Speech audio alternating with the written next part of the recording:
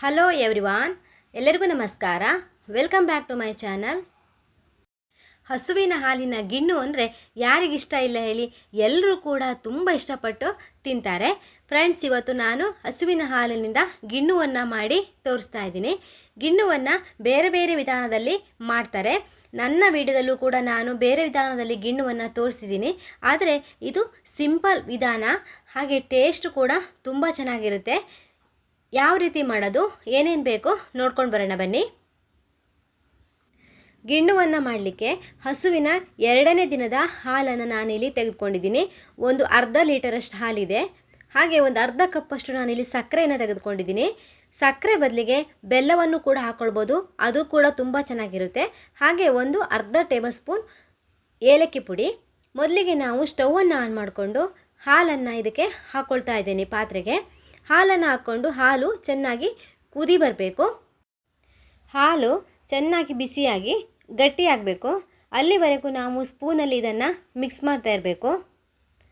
ಈ ವಿಧಾನದಲ್ಲಿ ಗಿಣ್ಣುವನ್ನು ಮಾಡುವಾಗ 2ರಿಂದ 3 ದಿನದ ಒಳಗಡೆ ಹಾಲನ್ನು ತೆಗೆದುಕೊಳ್ಬೇಕು.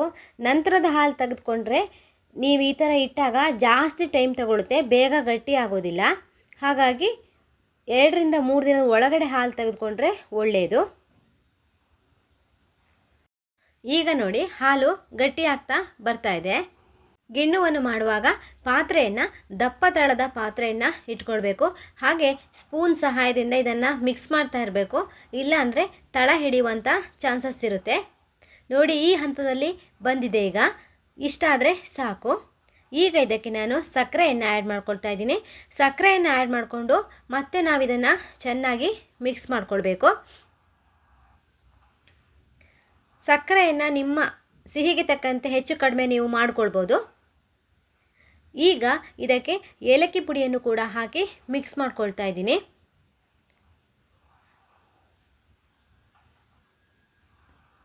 ಈ ಥರ ಗಿಣ್ಣು ತುಂಬ ಚೆನ್ನಾಗಿರುತ್ತೆ. ನಮ್ಮ ಮನೆಯಲ್ಲಿ ನಾವು ಈ ವಿಧಾನದಲ್ಲಿ ಮಾಡ್ತಾ ಇರ್ತೀವಿ. ನೋಡಿ, ಈಗ ಇದು ಚೆನ್ನಾಗಿ ಮಿಕ್ಸ್ ಆಗಿದೆ. ಇದರಲ್ಲಿರ್ತಕ್ಕಂಥ ನೀರಿನಂಶ ಎಲ್ಲ ಹೋಗಬೇಕು. ಅಲ್ಲಿವರೆಗೂ ಲೋ ಫ್ಲೇಮಲ್ಲೇ ಇದನ್ನು ನೀವು ಮಿಕ್ಸ್ ಮಾಡ್ತಾ ಇರಬೇಕು. ಈಗ ಫೈನಲ್ ಆಗಿ ಇದಕ್ಕೆ 1 ಸ್ಪೂನ್ ತುಪ್ಪವನ್ನು ಆ್ಯಡ್ ಮಾಡ್ಕೊಳ್ತಾ ಇದ್ದೀನಿ. ಇದು ಆಪ್ಷನಲ್ಲು. ನೀವು ತುಪ್ಪ ಇಷ್ಟಪಡೋದಾದರೆ ಇದಕ್ಕೆ ಆ್ಯಡ್ ಮಾಡ್ಕೊಳ್ಬೋದು, ಬೇಡ ಅಂದರೆ ಸ್ಕಿಪ್ ಮಾಡ್ಬೋದು. ತುಪ್ಪ ಹಾಕ್ಕೊಂಡ್ರೆ ಟೇಸ್ಟು ಇನ್ನೂ ಚೆನ್ನಾಗಿರುತ್ತೆ. ತುಪ್ಪ ಹಾಕಿ 1 ನಿಮಿಷ ಮಿಕ್ಸ್ ಮಾಡಿದ್ರೆ ಸಾಕು. ನೋಡಿ, ಈಗ ಈ ಕನ್ಸಿಸ್ಟೆನ್ಸಿಯಲ್ಲಿ ಬಂದಿದೆ. ಗಿಣ್ಣು ರೆಡಿಯಾಗಿದೆ. ಇದು ತುಂಬ ಟೇಸ್ಟ್ ಆಗಿರುತ್ತೆ, ರುಚಿಯಂತೂ ಅದ್ಭುತವಾಗಿರುತ್ತೆ. ನೀವು ಒಮ್ಮೆ ಈ ಗಿಣ್ಣುವನ್ನು ಟ್ರೈ ಮಾಡಿ ನೋಡಿ. ಒಂದು ಸಾರಿ ಮಾಡಿದರೆ ನೀವು ಮತ್ತೆ ಪದೇ ಪದೇ ಮಾಡ್ತೀರಾ, ಅಷ್ಟು ಚೆನ್ನಾಗಿರುತ್ತೆ. ಈ ವಿಡಿಯೋ ನಿಮಗೆ ಇಷ್ಟ ಆದರೆ ಲೈಕ್ ಮಾಡಿ, ಶೇರ್ ಮಾಡಿ. ಹಾಗೆ ಹೇಗೆ ಬಂದಿದೆ ಅಂತ ಕಮೆಂಟ್ ಮುಖಾಂತರ ತಿಳಿಸಿ.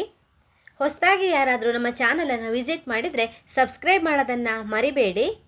ಇದೇ ಥರ ಇನ್ನೊಂದು ಹೊಸ ರೆಸಿಪಿಯೊಂದಿಗೆ ಮತ್ತೆ ಭೇಟಿಯಾಗೋಣ. ಧನ್ಯವಾದಗಳು.